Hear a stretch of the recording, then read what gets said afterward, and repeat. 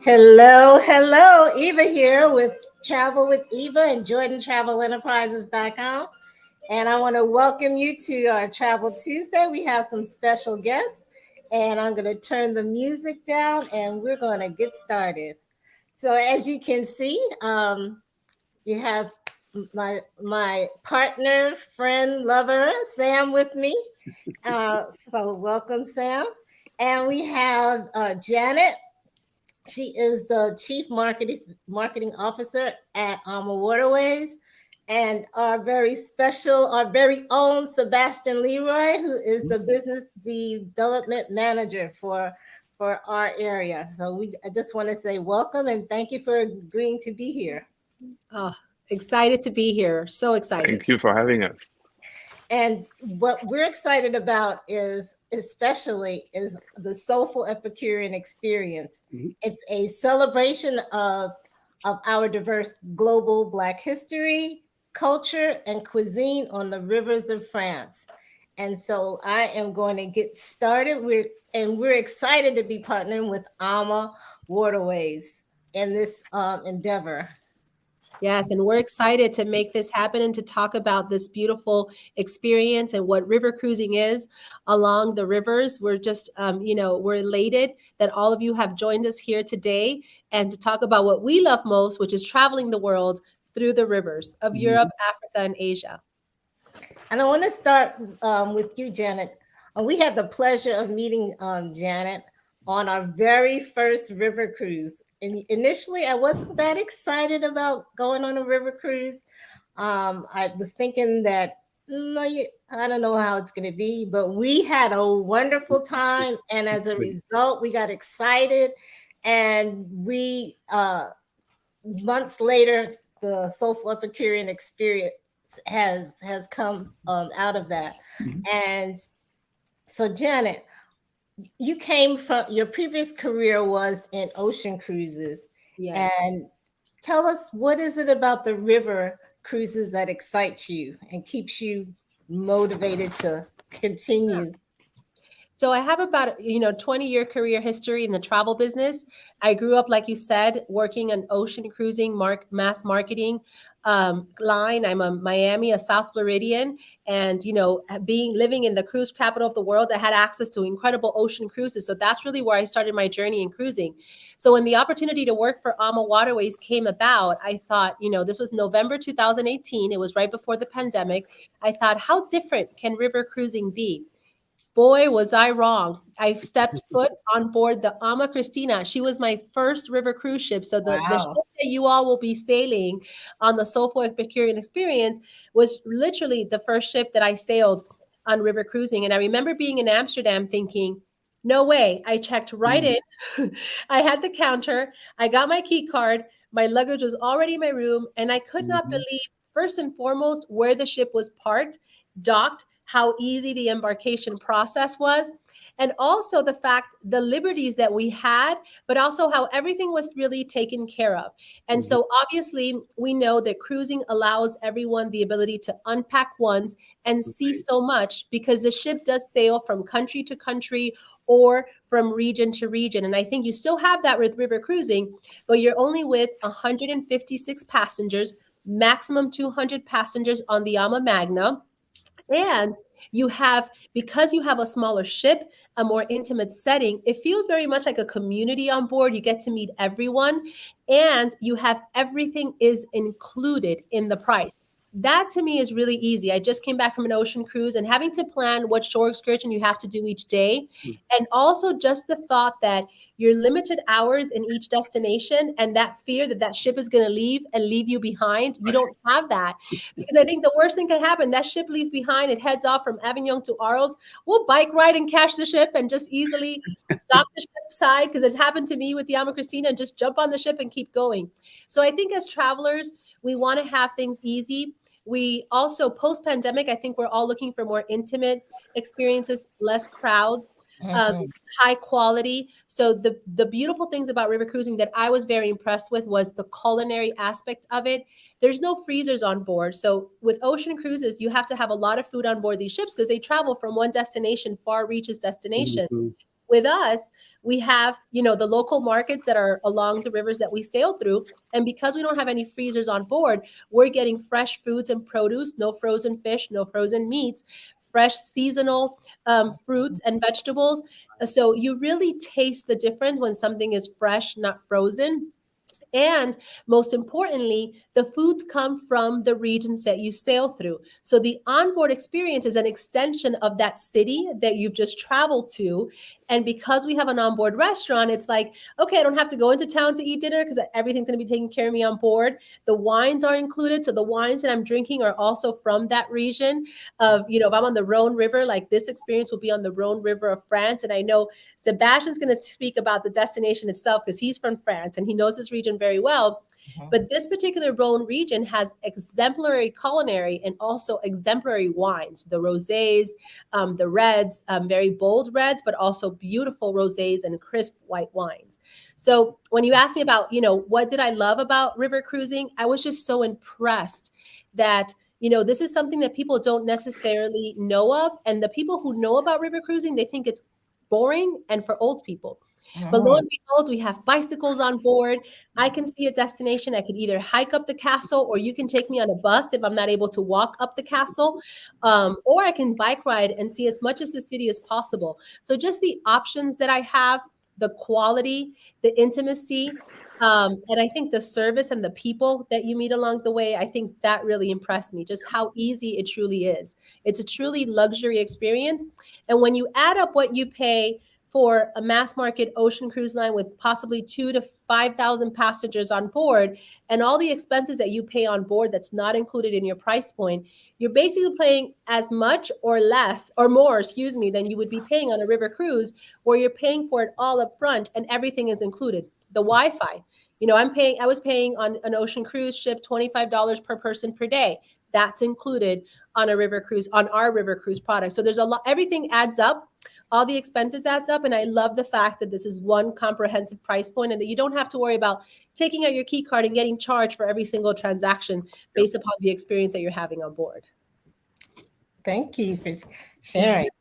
It is an exciting time. And Sam, I want you to share a little bit about how our experience was. Everything that Janice said, absolutely.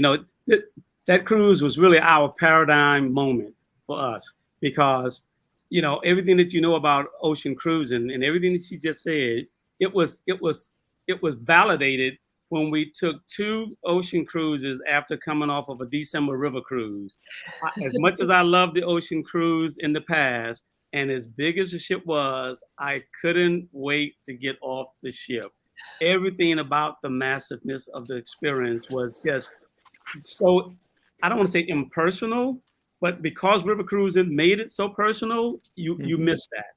And even though it was the 2 of us and we had friends on the first cruise and it was just even I on the second one, we missed the river cruising. And I got to tell you, it was just, once you do it, you're going to know the difference and it's going to get carried with you. So we just fell in love with it and I enjoyed it. I enjoyed the quick, like you said, it almost felt like going into a hotel. You go in, a 4-star, 5-star hotel, you check in, you're in your room. You don't wait. Can you imagine waiting outside the lobby to check into your hotel room out into the street?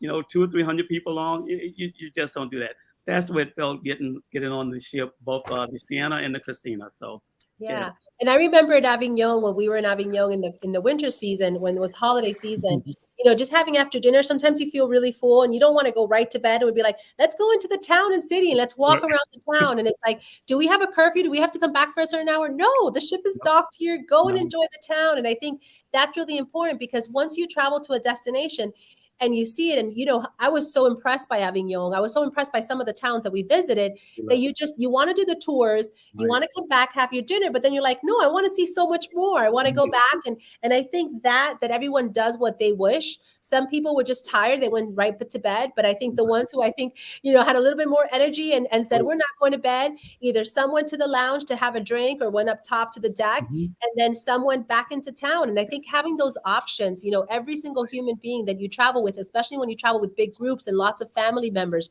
Your couple could even have a different, your couple may, your significant other may want to go to bed and you just want to stay up and say, okay, I've just met some friends in the lounge, really nice people. Yeah, let's go out for a walk and see what's open in town, maybe have a nightcap and then come back, digest some of the food with a nice stroll outside. And many of the cafes was, like you said, within 100 feet of the ship, 100, 150 feet of the ship. Some of the cafes right on the water. You could go over and have a coffee, have a nice drink, and then just walk back. It was, there was no issues going off in and off the ship. And that was a floating boutique hotel. That's exactly what it is. It's like your hotel moves along with you. And then, but it does stay, and it's an immersive experience because it does stay overnight, which is nice because you get to really see the town and the places that you're there to explore and visit. I want to thank those who are watching. And if you have questions, be sure to put them in the comments. And even if you're a replay viewer, be sure to comment and let us know you're watching and ask your questions, and we'll get back to you. Yes. So, Sebastian. Yes. We've heard that the best chefs of France come from the southern region. Is this true? Yeah, I mean, I don't want to make any enemies with the chefs in France at the moment, but the truth is, I mean, what happens? Many people think, and that's normal. I mean, that's normal that they think that Paris is the capital. I mean, being the capital city of France, that you would have all the best stuff, etc., which is absolutely not the case for food. And the chefs, I mean, where do they go? But they will go. I mean, they always go to the places where you will have the best ingredients. And where is actually, we call it verger in France. Un verger is a vegetable garden, right? And the entire area actually surrounding Lyon and then going all the way down along the Alps, that's what we call the verger of France. And you have chefs everywhere. I mean, from Marseille. I mean, Marseille, when you're really in the south, you will have all these famous Provence or Mediterranean styled food. But then you can go, when you go along the Rhone, don't forget that you have the Alps right there. And you have one of the most famous French chefs, Marc Vera, and he's from there, and he walks, and he's a 3-star Michelin. I mean, he has 3 restaurants. The 3 of them have 3 stars. And he goes, and I've had the chance to go one time to one of his restaurants in the mountains. The restaurant does not open until he's back from the mountain because he picks the fresh herbs in the mountains. So, and you have people waiting there. It says normally it opens at 12, but if he doesn't come back until 1:30, you're not even getting in until 1:30. That's not what's going to happen to you on the ship. That's the good thing. I'm talking about that's a very specific person I'm talking about. But usually, you great foods down there, great chefs. I mean, when you go to Lyon, even the market hall in Lyon, how is it called? It's called Paul Bocuse, right? So Paul Bocuse was the most capped, basically, French chef. I mean, you have some others like Robuchon, and Robuchon also comes from the south of France. So you have all these great people who are absolutely from the south of France. And you will discover, I mean, Janet was just mentioning Avignon. I mean, Avignon is you have these little restaurants like La Cour du Louvre, which are literally, and if you need the address, I will give that to you. But you have these great places that are super small. You walk by the first time, you don't even know there's a restaurant there. You really need to know that it's in there, and you have these amazing menus. And on the ship is also very important to do. We do the same kind of cuisine that you have in these small restaurants, because getting the fresh food is also great, because we might have people who might have dietary requests or allergies or something, and the only way to answer that properly, to make sure that everybody feels good, is to work with fresh. Because if you work à la minute, so by the order, then you have no problem. You can adapt. So very long answer for a short question, but no, but but one thing I want to say about the French, I'm Latin, I'm Hispanic, and I know when we were talking about Sam and the Black community, we have a big appreciation for food. Food is a very important part of our journey anywhere we go, and we love food, and if the French love food, and they want to show off when you come and visit France. The chefs on board our ships just like the French, they want to be sure that they're showing you the best of their best and having you enjoy their foods and their wines. They're very proud of that. And I think us as food lovers, I'm not a chef, I'm not a cook, but I love to eat. I have a lot of appreciation for those who enjoy high quality foods. I know we went truffle hunting together, and these are really amazing experiences and tours that really for all of us who love to eat, even with dietary restrictions, we really want to enjoy these destinations and visit these. Yes, we want to see our Van Gogh painting, and we want to learn about Black history and culture along the rivers. But I also want to eat good food, like the ones that, the people around this region, the food that they eat. And I think that's an amazing part of the destination and the journey that everyone's going to embark on next year. And that's a good segue. One of the other things that Janet and I have in common is I was actually born in Miami. And so I know that feeling. Sebastian, so tell us the wines, the food, the culture, a little bit more about that with this particular southern region. So you have. Excuse me, before Sebastian starts, you've had a question about, somebody said, like, tell me how to find out about this trip. So I just wanted to say that just a minute. So it's jordantravelenterprise.com/upcoming trips. And then in the comments after the live, I will put a short link in there for you to find out. But I just wanted to let him know in case he or her, she was looking at it. She's watching from LinkedIn. Thanks for watching it from LinkedIn. Okay, Sebastian, take it away. That's really the most important anyway, that you want to go there. Yes, and get your book before it sells out. That's the most important. So hurry up. Yes.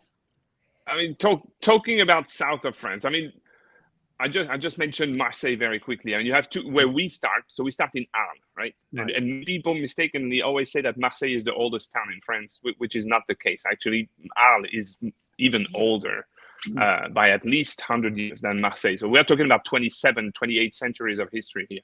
So when you have that much history, you will have a lot of civilizations that have gone through. I mean, Phoenicians were here already. They were starting the trade. They were the first ones who understood that the Rhone River with the Saône were actually great ways to go towards Northern Europe, right? So what did they do? But they brought spices.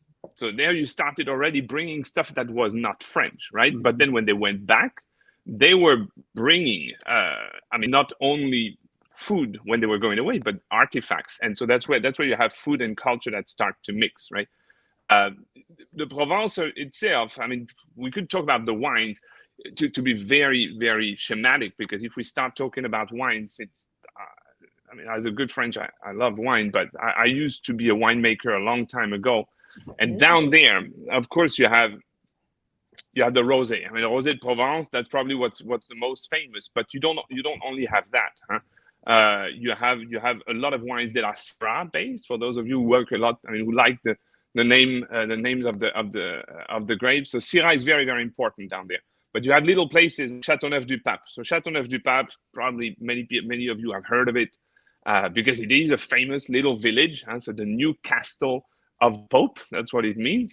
And there, the winemakers can go up to 13 different kinds of grapes in one single bottle of wine. So when you talk about blending there, basically Bordeaux did not bring anything on the table. The Rhone people did that way before them. And then you go north, you start going north, and you will have different kinds of wines. I mean, the Hermitage wines you might have heard of, or then you come closer to Lyon, you will have just south of Lyon, you will have the Côte-Rôtie, you have Cornas, where you have a lot of Chardonnay, for example, and Chardonnays that are completely different from what we know here. What I've learned to know here in the US. I mean, these buttery Chardonnays, etc., that exist here, that doesn't exist in Europe. So if you want something different, you will absolutely get it. But then culture. Beaujolais? I think the Beaujolais wine, Sebastian, I love that experience. I know that's included in this journey, in this cruise, a trip to Beaujolais wine region. That's just north of Lyon. That's there. Yeah. So technically you're in Burgundy, but never say that to a winemaker in Burgundy. I mean, because the Burgundy administrative region is not the wine region. So there is a war there. And the way to make it work is the Beaujolais has the Gamay. I mean, that's the only, the Beaujolais region is made with Gamay wines. And then the Burgundy, the Bourgogne, the red ones are Pinot Noir, because actually that's where the history of the Pinot Noir as a wine grape starts in the 10th century. So it's Bernard de Clairvaux, very small abbey. And then the white ones are the Chardonnays. So that's what you have a lot of different wine areas. But then you will see history. I mean, as I said, I mentioned 26, so about 650, 700 BC. You have the real start of the building of the cities. The Romans were there. You will see a lot of spots. There's one little town that you will see that I really like. It's called Vienne. So I'm not saying Vienna, okay? It's Vienne. Vienne. And Vienne, very interesting thing. When you will be in Vienne, it's a town that looks like nothing originally. I mean, like it looks like a regular town, and all of a sudden you have a Roman temple, and the temple of Augustus and Livia, right there, right in the middle of the town. Then you look up the hill, you have a 13th century fortress. Then you just turn around, so you're facing the temple, you turn around, and then you see a plaque on the wall, because Vienne actually turned out to be the favorite town of Thomas Jefferson when he was ambassador of the US to France, and he used to come to Vienne. So I mean, you have a lot of periods that mix everywhere there. In Lyon, you will find absolutely amazing Roman artifacts. I mean, you have the Odeon, you have the amphitheater that are still completely intact, and then you go through different histories. You will go to La Croix-Rousse. And so La Croix-Rousse, that's where you had all the manufacturers, the silk manufacturers that were there. And then you really go through different centuries. You will even go in Le Vieux Lyon, so the old Lyon. You will go through little places, little streets, hidden streets. I don't know if you guys have seen that. They're called traboules. So they were very famous during World War II because the resistance used them. And I could continue on and on and on and on. I mean, we could talk about art. We could talk about Janet mentioned Van Gogh, or Van Gogh, as we say in English. Because he was in Saint-Rémy-de-Provence. That's where he was for almost a year in the asylum. That's where he painted the Starry Night, the Café La Nuit, all these beautiful spots. So there is definitely a lot to discover, and at your own pace. I think that's the most important. It's at your own pace. Absolutely. That's really good to know. I know that I'm kind of watching our time, and I know that Janet has to leave soon. So I wanted to make sure to ask you this question. There's been talk, and it's been on the news about the droughts in Europe affecting river cruising. And we've had some people ask us those questions. So can either of you respond to that, and what's AMA Waterways plan and the possibility of this for the Rhone?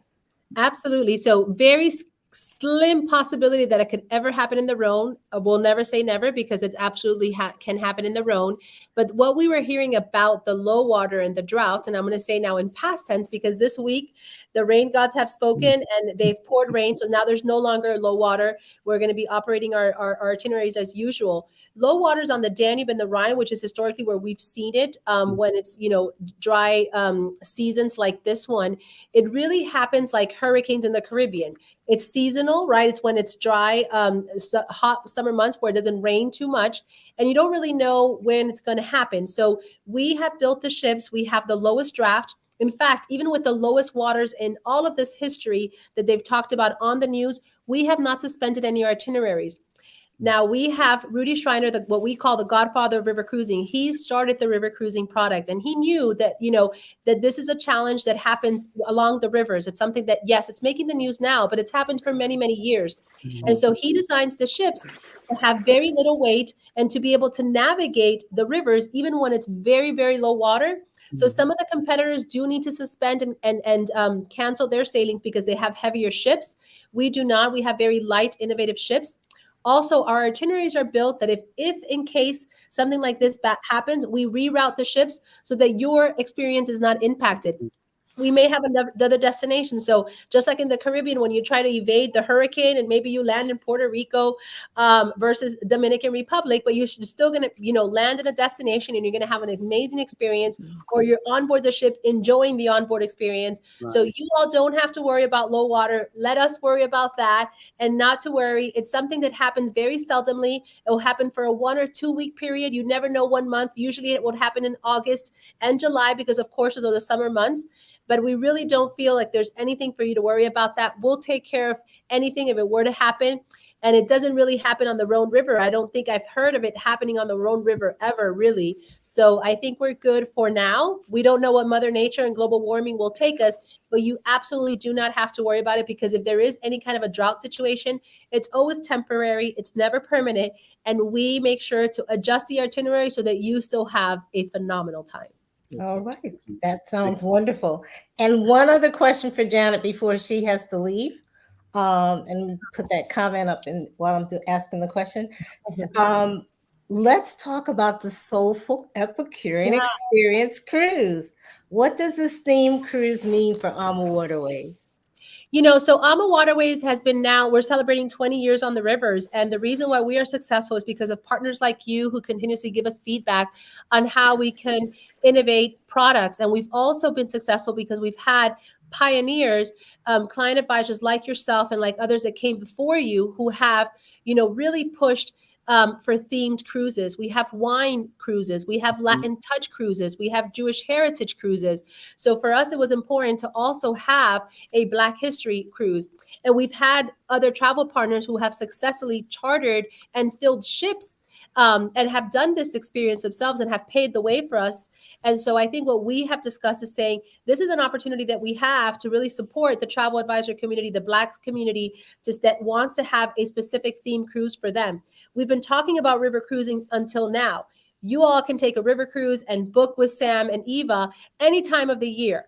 But this one in particular is one that we really want you to come and join us on, because we really have something special planned, specific experiences that really focus on Black history in France, Black history along the rivers, that we think that is something that, just like our wine cruises and Latin touch cruises, that it really will trigger more interest from the Black community to, visit a destination and learn about the history of their, ancestors. And so I think this is what it means to us. It means that, river cruising is an amazing product that we want to introduce to so many people who have still not experienced it. Mm-hmm. But having a theme, that's something that I know Eva and Sam and a lot of travel partners were listening in and saying, we know you've had travel partners and advisors who have done this itinerary and have been very successful in selling it to their Black groups and Black communities. We would love for you all to come behind it, not just it be a charter or something privately done as our agency and giving us the liability. We want you to promote this at a greater scale as AMA Waterways brand, supporting the community and saying, we invite you to come and sail with us with these special themed cruises. So I think that's what it means to AMA. It means that we support all communities, but we have the ability to design itineraries and work with our partners to curate itineraries based upon their clients and what their clients want to experience. Good. Excellent. Well, thank you. Yes. And right now, you can make your $400 deposit per person to hold your space, because what's happening with the sailing? It's selling out, and it's only selling one. Out. Yeah. So what's happened is there's so much popularity around this. So we have hundreds of thousands of sailings each year that you can choose with AMA Waterways, but we have one Soulful Epicurean experience in 2023. So all you need is $400 deposit to book with Sam and Eva, and we have a special discount that will expire on September 30th. So space is running out, the rooms are running out, so you want to get in quickly. And all you need right now, you don't have to pay for the full fare. All we need right now is $400 deposit to reserve your stateroom category of choice. We have beautiful staterooms. We have window staterooms. We don't have any inside staterooms, so every stateroom has a view. We have beautiful French balcony staterooms, twin balcony staterooms that are 2 balconies in one, and we have suites.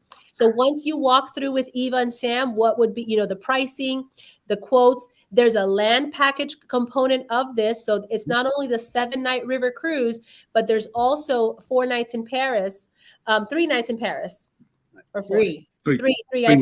4 days, 3 nights in Paris. And this will be all a beautiful hotel in Paris. So you want to be able to take right now the opportunity to book and reserve, because we know it's been very popular. And a lot of travel advisors right now have clients that want to take your stateroom. So contact Eva and Sam as soon as you can so that we can get you a quote and get you booked on this journey. Right.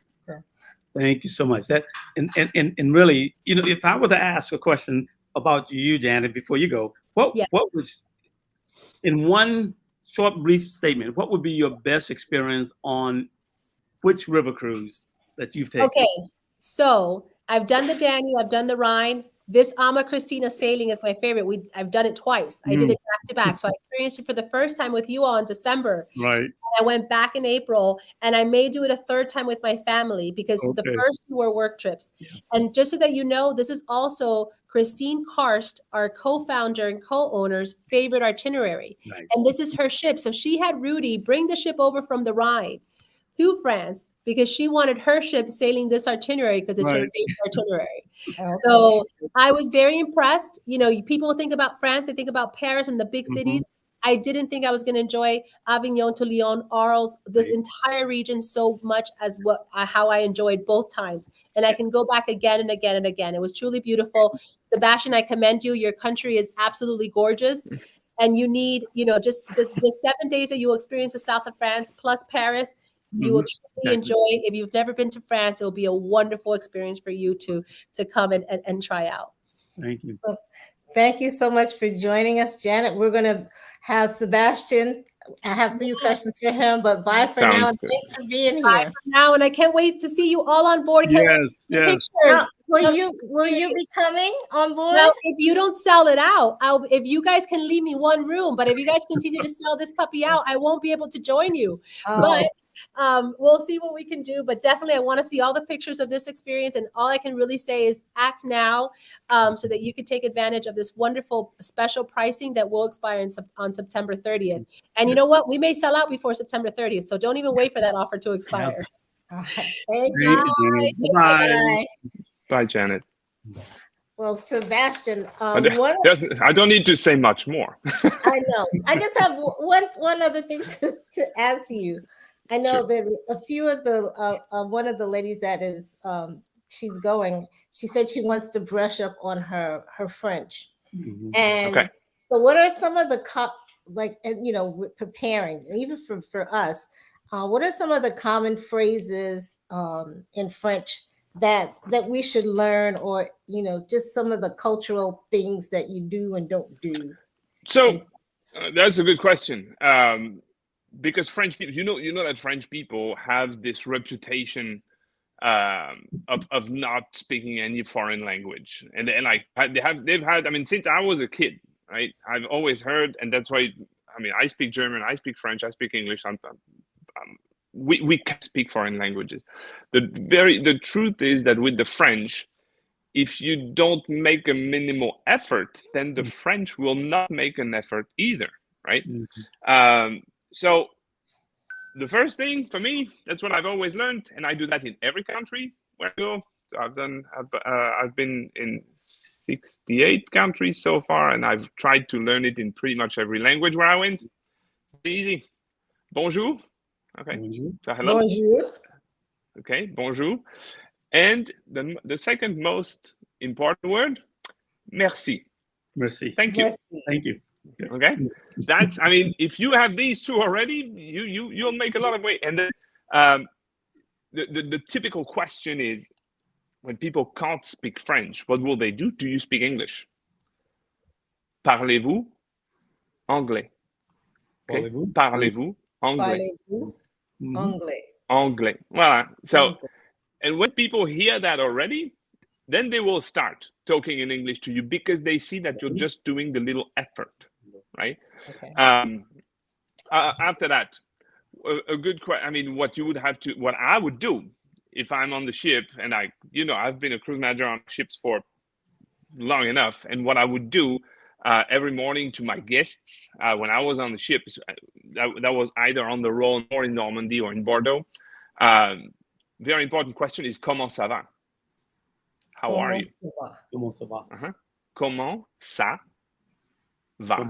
So it's very important. Okay, when and you know, I have a 6-year-old daughter. We just when we were in France, she was at my parents, and like my wife and I left for a little while, like 12 days, and she was with grand-père and grand-mère for 12 days, only speaking French, no English around, nothing.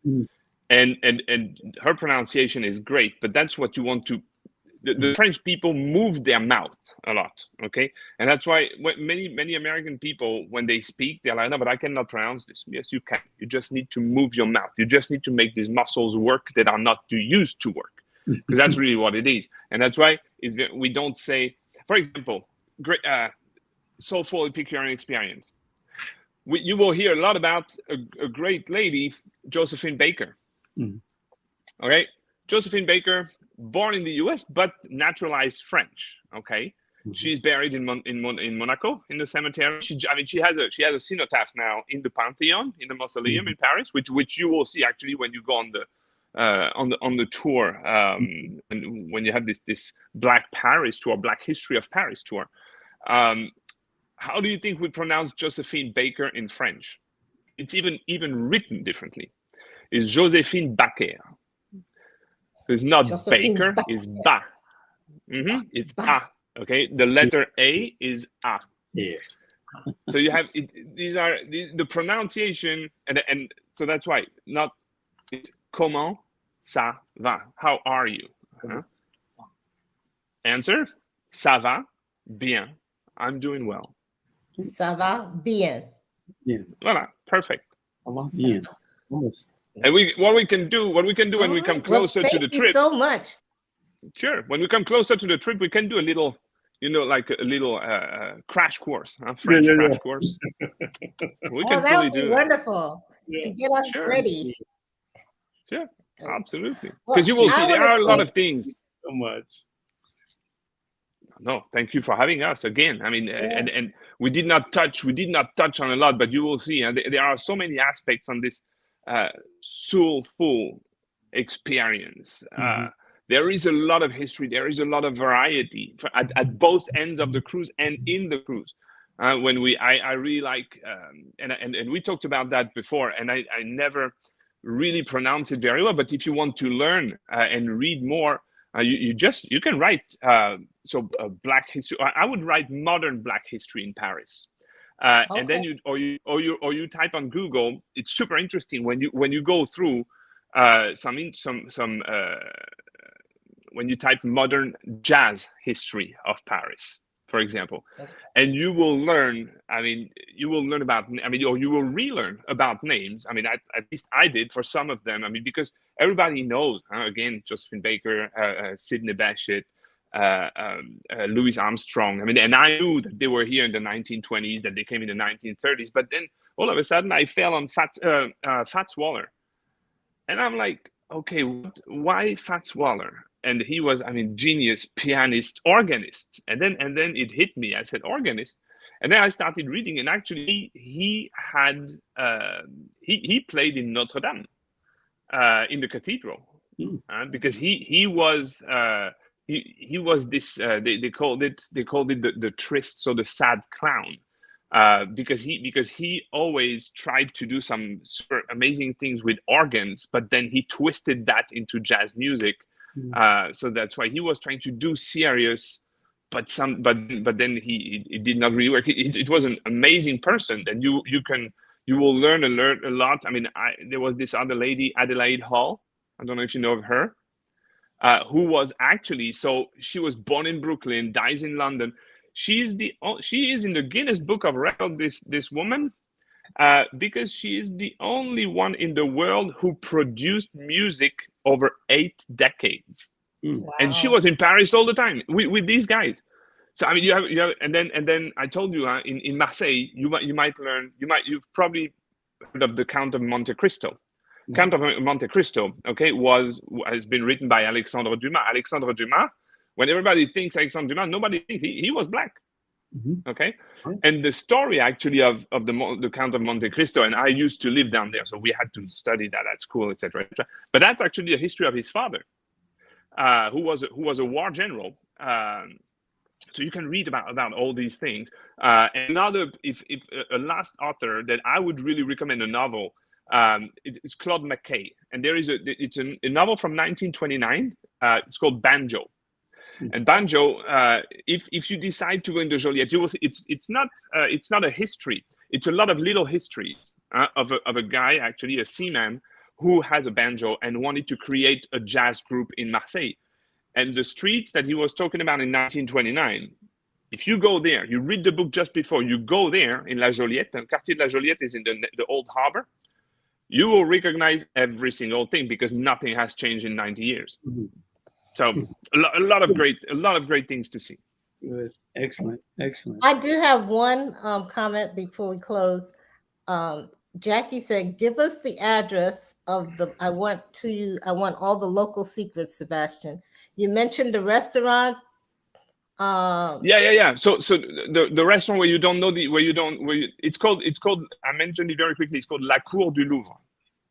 Okay. But Jackie, I can give that. Yeah, I can give that to you. Yeah. It's in Avignon.